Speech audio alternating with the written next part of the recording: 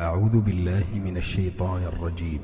وقال فرعون ذروني أقتل موسى وليدع ربه إني أخاف أن يبدل دينكم أو أن يظهر في الأرض الفساد. وقال موسى إني عذت بربي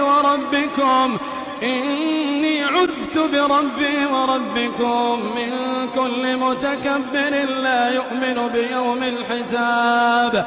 وقال رجل مؤمن من آل فرعون يكتم إيمانه أتقتلون رجلا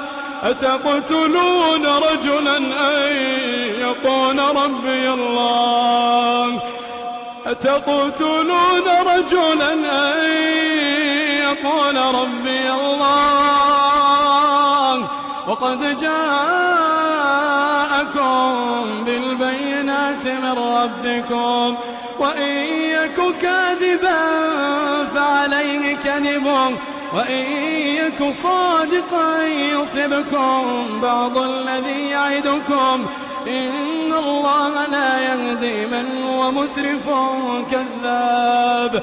يا قوم لكم الملك اليوم ظاهرين في الأرض فمن ينصرنا من بأس الله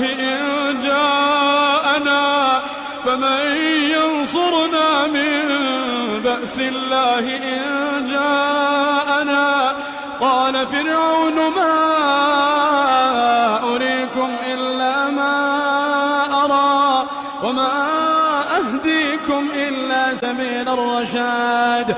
وقال الذي آمن يا قوم إني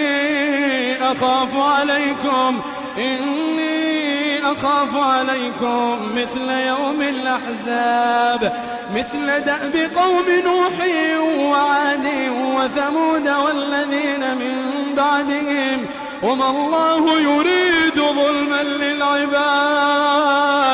ويا قوم إني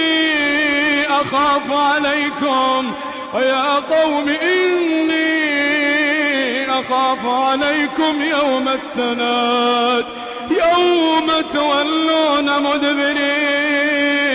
يوم تولون مدبرين ما لكم من الله من عاصم. ومن يضلل الله فما له من هاد.